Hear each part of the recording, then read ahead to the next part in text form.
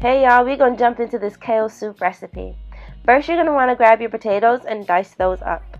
Same thing with your carrots and any other vegetables you dream of. Same thing with your kielbasa. I like to slice these into half circles. With your hot Italian sausage, you're going to take that and slice it down the middle so that you peel off the skin and keep everything that's on the inside. Our first thing to cook is going to be with a little vegetable oil on a skillet. Take a fork and really mash down that ground sausage. You can take a spoon afterwards when you get a handle of it. Dump that right into the crock pot when it's done. Same thing with your kielbasa. You're going to cook that till it's brown and dump it right into the crock pot. You're going to take your potatoes and your carrots and even some garbanzo beans, whatever you dream up, and you're going to throw that all into the crock pot. You can add extra vegetables here if you get fancy.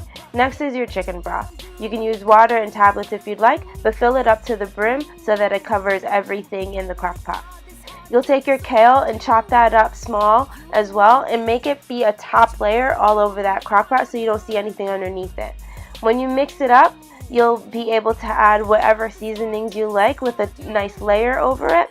And then you're going to want to let that sit for like 3 to 4 hours so that the carrots and the potatoes get nice and soft. And then if you'd like, you can put that into some mason jars, and there you've got everything for the week. Congrats! Hand me your peace or hand me your heart. I'll bring you peace and I'll play my part.